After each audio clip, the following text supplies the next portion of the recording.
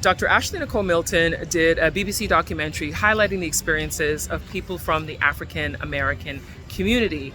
In this documentary, she visits different people in different areas to talk about their experiences moving to Ghana, visiting to Ghana, what it's like as a person from the diaspora, specifically focused on the African American community, to make the decision to come to Ghana, especially after the 2019 Year of Return campaign and subsequently the 2020 Beyond the Return, A Decade of African Renaissance. So she had a listening party where we all got together and listened to the episode of the documentary that she produced. And so these are some clips from the conversations that were had after we all listened to that episode. If you want to hear the whole episode for yourself, because I'm not going to play it for copyright reasons, the link will be in the description so that you can tap that link. And then also share in the comments your thoughts about the conversations that are had. So I hope that you enjoy it. And this also wasn't planned. I wasn't planning on recording, just the conversations that were coming out. I was like, wow, this is really interesting, and I think I want to share it. So I just pulled my phone out and then started recording. Intentionally, I was in the beginning, I planned to record for Instagram, but then I decided I think it's better for Facebook. So some of the videos are vertical videos because I was gonna do this for Instagram. So anyway, hope you enjoy. Like, share, and subscribe. We had amazing conversations that evening with members of the diaspora, such insightful conversations. I just had to put it together and share it with you today. You know, and I think as Africans anywhere in the world, there's a desire for us to be accepted, loved, and to live our lives the best that we can. And the reality is that the oppressiveness of white folks prevents us, no matter where we are, whether we're here, in the Caribbean, in the Americas, anywhere, white supremacy prevents us from living our full lives. And you said something in this documentary that we are often ships passing in the night, that we don't always recognize the detriment of white supremacy in our individual spaces, from our individual experiences. And so before, she actually gave me 37 pieces to think about for this conversation. And then she handed me Maya Angelou's book, All God's Children Need Traveling Shoes. And she asked me to read an excerpt from it, just to think about. And I want you all to think about why she asked me to read this, right? And this comes from, I'm just giving you a little bit of background. This is Maya Angelou talking about a group of Black folks, men and women, that have come to Africa bringing the best of themselves to the continent, right? So we're gonna start there. Each person had brought to Africa varying talents, energies, vigor, youth, and terrible yearnings to be accepted.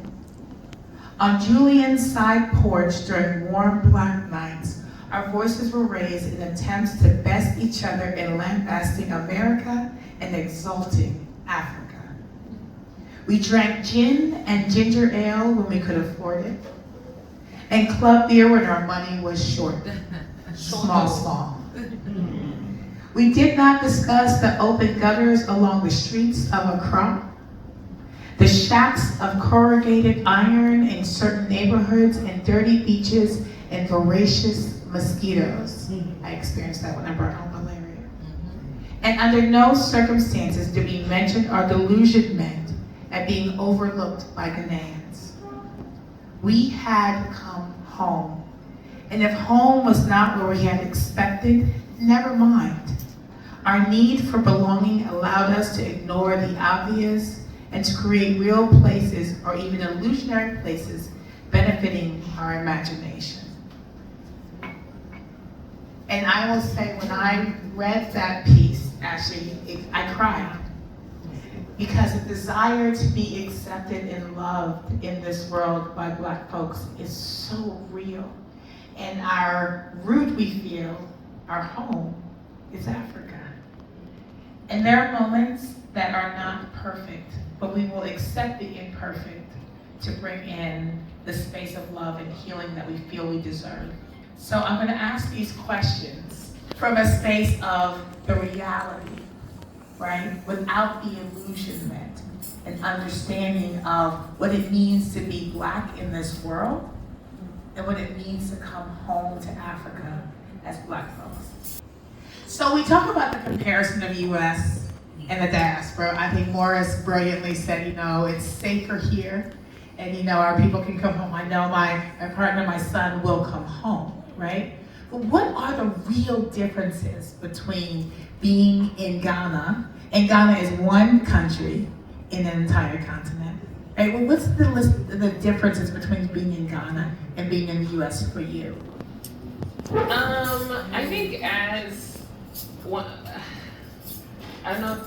Okay, so the difference between being in Ghana, I like to weigh, or the trade-offs. I like to weigh the trade-offs between being in Africa versus being in America. I think some of the easiest things that we see are the majority, right? We're in the majority, we're in the number. DC, it snows, so the heat, the weather. But I think for me, who I've spent my year on the continent, I spent my career on the continent. So I think some of the trade-offs for me would be removing the veracity of racism and like the direct tie of like the day-to-day when I'm, going to work to exchange my hours for dollars. In many different instances, I removed the direct veracity of racism. And I exchange it on the continent for colorism. But I think that colorism, in a sense, is washed out when you look at other variables at play. So when you look at my economic status or my passport or my ability to like move around in society, it's different. So I think when folks look to move, it's kind of assessing those things. Getting down to like living and like the cost of living, I would say that cost of living wise, it's definitely cheaper and easier for me to transact in Ghana than it would be in a DC. Things that make Ghana easier is there's a lot of help. You can pay for a lot of help and it's not overburdensome. Whereas if I wanted to clean my house in the States, it might cost more money. Other things that I think that Ghana has is just kind of access to relaxation and resting. I think in the States, we're so focused on the rat race and making ends meet. I mean, you have your house, your car note, electricity bills. There's so much that you have to cover, and there's no negotiation. There's no chop. There's no ability to say, oh, okay, I'll give this to you later. So you're literally just working. Whereas here, like you're working, especially if you're an African American, you found a way to kind of make a bit of money here. You can get away and go to the beach. You can take off an early afternoon and go get your nails done. Those are the things that are easier for me. When I moved here, I wanted all of my expenses to be under $1,000. Coming from full-time work, 6-figure salary in DC. And I get my teeth cleaned, $40, $50. I love my dentist, he's a Black dentist. I don't know if I've ever had a Black dentist in the US. And I appreciate that because I will say, I'm type 1 diabetic and I have gotten better care here in Ghana than I have gotten anywhere in the US or Toronto, Canada, right? Like the access to care, I echo that loudly. But I want to go a little bit deeper, right? Because, we enjoy the luxuries that Ghana has to offer at much reasonable prices. We have access to more joy in those ways. But I want us to focus a little bit on the reality of what we live in the US, right? Because I think that's part of the disconnect that we have with our Ghanaian brothers and sisters. Because there's something that hits my ear when I hear them say, I want to come to the US. And it hits me in a way because I recognize what the US sometimes doesn't offer us. The number one killer of Black women in the US is stress, right? Our brothers don't come home all the time. That reality of, that we can't be, it's not even just living full lives, it's being able to live in the US, the value placed on our lives in the US. And so I want you to expand a little bit upon the difference of what it feels like to know that your people, absent something crazy, will come home. that your sisters will live in a space, regardless of what other crazy life things exist, the emotional stress will not kill the sister that you're sitting next to, right? And so I want you to expound on that reality of what it means to be on the continent as opposed to being in the diaspora. It's hard because I feel like African Americans will tell their stories, or Africans within the West will. I'll say a lot of African Americans, some Africans who have been in the West will tell their stories. It's hard because I feel like when you tell your story and people don't hear you, you stop talking. So I think as an African American who's here in Africa, has been here almost 2 decades, for African Americans who have returned to Ghana, we're sounding the alarm. And I think that folks are not hearing us. And I think that that has a lot to do with ships passing in the night. When we come and we tell our stories about why we're here, whether we're, running from, political persecution, or we're just tired of racism, like beating us down on a day-to-day basis in every aspect of our life, that we're here. And when we tell that story, I think it's interesting that sometimes it's almost tone deaf when someone's like, okay, yeah, but like, how can I get to America? Even if it's a taxi driver or if it's someone who is pursuing higher education or whatever the case may be, it's like, I just want to get to America. And I think it's hard because we're trying to tell our story, but at the same time, help you or help, someone that's indigenous to the continent get access to the West. And I think that's very difficult because when you want to go to the West, I feel like you're exchanging your hours for dollars, but you're putting your body on the line. And I don't know how to explain that to Africans who have not truly been immersed in living in the Western society. So I think that Africans who've never experienced the day-to-day veracity of racism are like, oh yeah, it's like, I'm just gonna go, I'm gonna make money, I'm gonna send my remittances back. But I think that the reality of dealing with racism, it's a huge time suck. If you have to be at work at 8 o'clock, as a Black woman, sometimes that means I get up at 4:30. And I have to cry before I go to work. I remember I don't tell this story, I don't know if I've ever told this story, but I remember my last job working for an institution. It got to a point where I would cry to work, and I'd get to the parking garage and I'd get it together and I'd go into the office. It got so bad where I'd crawl all the way to work, I'd cry in the parking lot, I'd cry to the door, and then get it together and walk in the door and be like, Dr. Ashley Milton, I'm here to teach my class, or I'm here to work. Got so bad where I would cry all the way to work, cry in the parking lot, turn off the car, finish crying, walk to the door, and be like, I can't do this. Go back to my car. And I think that we're honest about our experiences because it's generational. We've been experiencing it. I think a lot of times when Africans come to the US, whether it's choice migrant, forced migrant, whatever the case may be, sometimes I feel like, and I want to speak for them too, that they might feel trapped. They're the only ones that got out. And so to come back to Africa and be like, it's not good over here, it's not good, would be disappointing to a lot of people. I remember when I stopped wanting to be a lawyer, I felt like I disappointed everyone that I grew up with in LA, South Central, California. I left wanting to be a lawyer. So if you leave the continent of Africa hoping to make it, in Wolof it's called techie. I made it, and I can't tell you otherwise. So I think we're trapped in this facade that the West is great for us. But I think when we kind of dive deep into what it takes to get through a racist system, it's not just a white person. This person could present as Indian. This racist person, this system, could be a Black person. Racism doesn't look like white against Black anymore. Black people are doing a lot of the bidding now. So I think it's about being able to differentiate amongst behavior. And the difference is I just really hope that amongst the diaspora, we just hear more of our stories and we're able to listen to each other more, because we're really ships passing in the night. And African Americans are telling their story, but I just don't feel like people are hearing us. and hearing the reality of what we've gone through to even persist in America.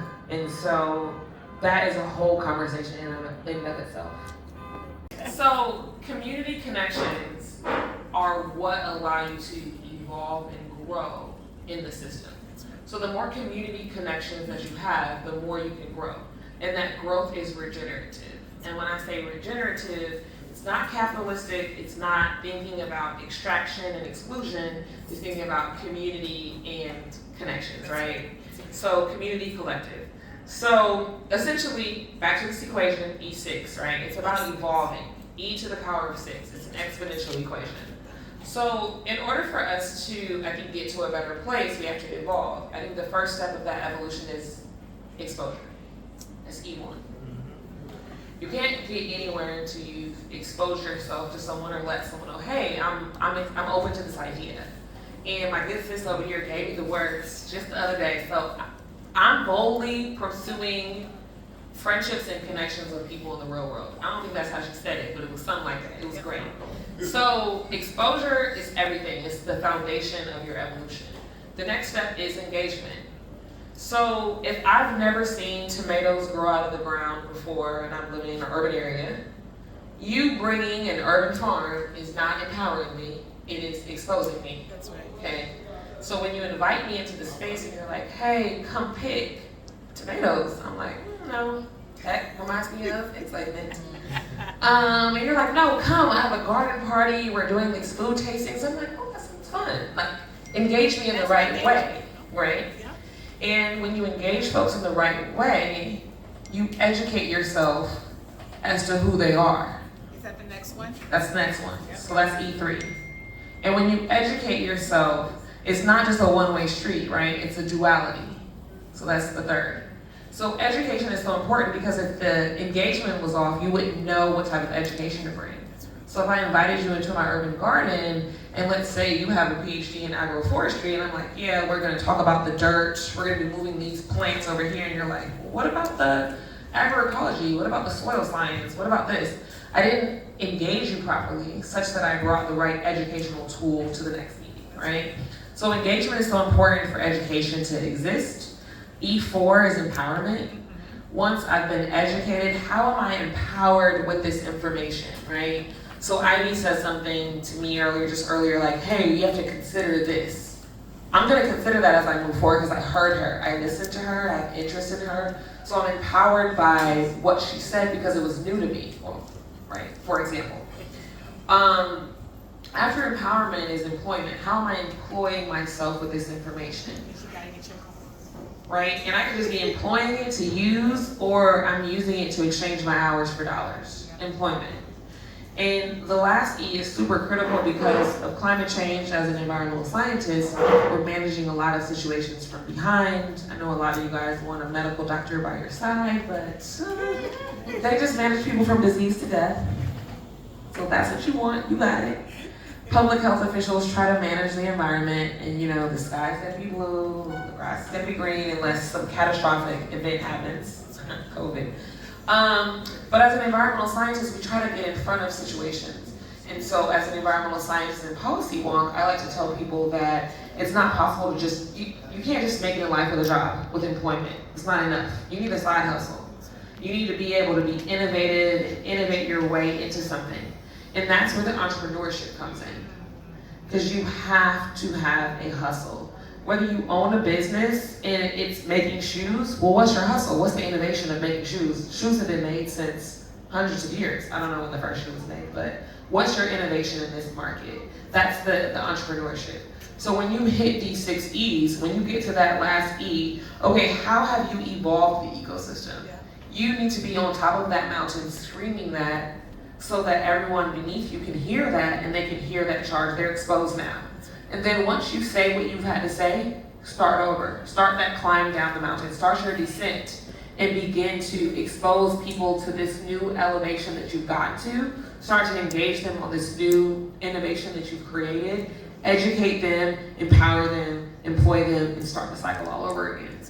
So I believe that our solution is E6, it's evolution. I don't talk about this often, so make sure you take these notes. And the way that you transact through these different E's is through community connections. So the more community connections you have and exposure and engagement, the more you are likely to evolve yourself and also evolve your community.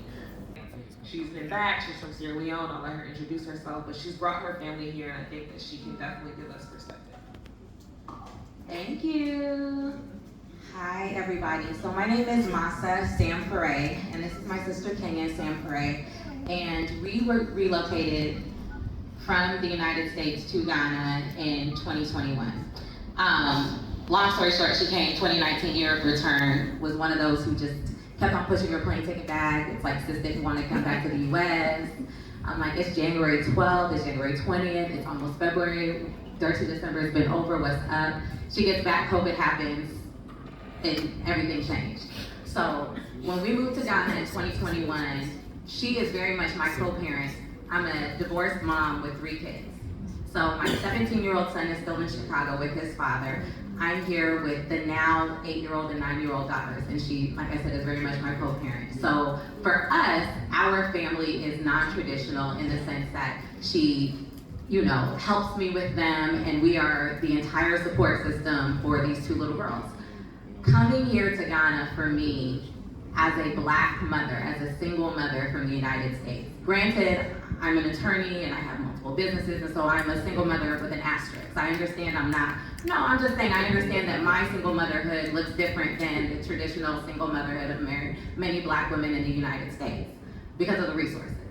But coming here enabled me to be a mother and to have the type of Black family household that I could only dream of in the United States. I mean, one thing that you pointed out, Dr. Ashley, when she asked you one of the biggest differences between living in the United States versus living in Ghana, and you said the help that you can afford. I mean, as an attorney working literally 20-hour days all the time. I mean, I always would work 20-hour days. 17-hour days, that was light work. That's like a half day, right? If I'm done by 11 p.m., I'm done at you know what I'm saying? Like the sun is still up outside. We still got a whole 10 hours to go, right? And so to come over here and be able to afford to help the live-in driver, the housekeeper, somebody who just handles everything that I didn't have the capacity to handle so that I can be the mom that just shows up. I just show up at tennis.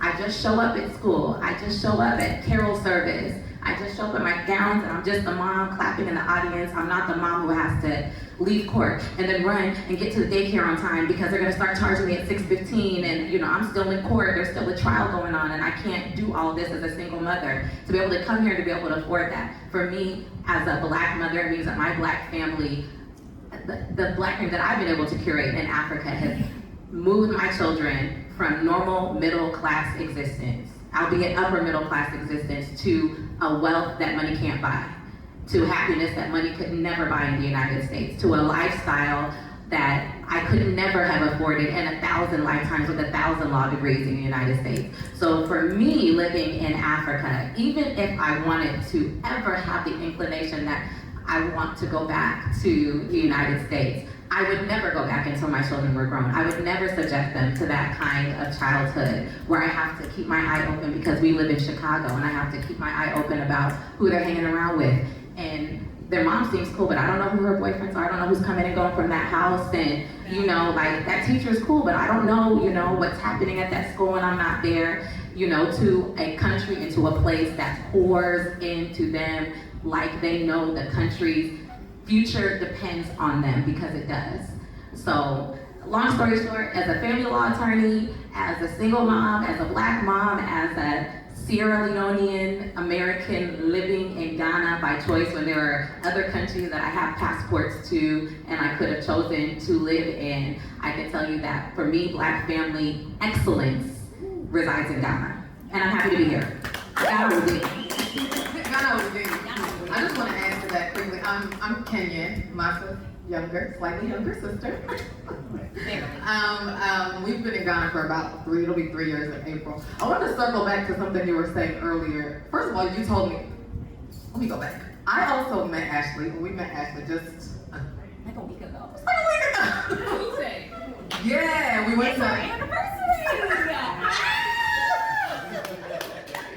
We went to Michael 1-year anniversary, and Ashley was there, and we just clicked automatically. It was like, yes! Yes, our Yes. time. Like, And literally, because we come from the U.S. and it's been difficult to find that sisterhood. true. We have the built-in sisterhood, but outside of our house, like to find that sisterhood to say, oh, let's go over to Ashley's house and kick it. Let's go chill, which we've done already.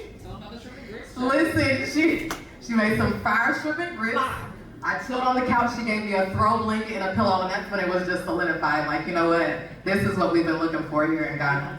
But you said something earlier you told us about the scales of blackness. You said number one was the choice migrants. So yes, one is a choice, as an African who has choice migrated to the West. Okay, yes. And this is who we come from. Our parents both went to the West, early 70s. They both went for college, ended up getting married in the U.S. And so to be the child of one of those immigrants in the U.S. and then decide at our big age, you know what, we're gonna go back to Africa? To open up your mouth and say, Mommy. It's like you're hustling backwards, all of that sacrifice, all of that, and you want to go. Our parents who are Africans are like, are you mad? Are you okay? And not only are you going back to Africa, you're not even going to our country, Sierra Leone. Are you mad? Are you mad?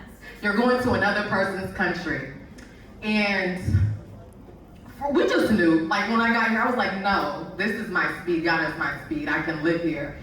And honestly, to this point, I haven't made it a point to try to really explain it to anybody. I'm like, it just works. I'm here, it works. Ghanaians be like, what are you doing? Americans are like, what are you doing? Our parents are like, what are you, God rest our mother, she just passed right after we moved here a couple of years ago.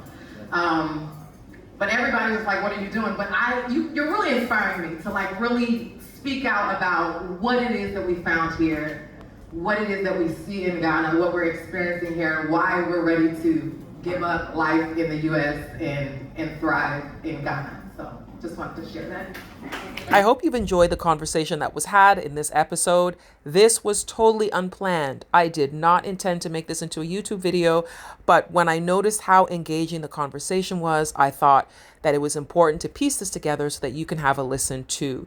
If you want to hear the entire podcast called The Return by Dr. Ashley Milton on the BBC, the link for that episode is in the description of this video, so just check that out and you can listen for yourself. I hope you find that equally interesting. Thank you so much for watching this episode, and I will see you next time.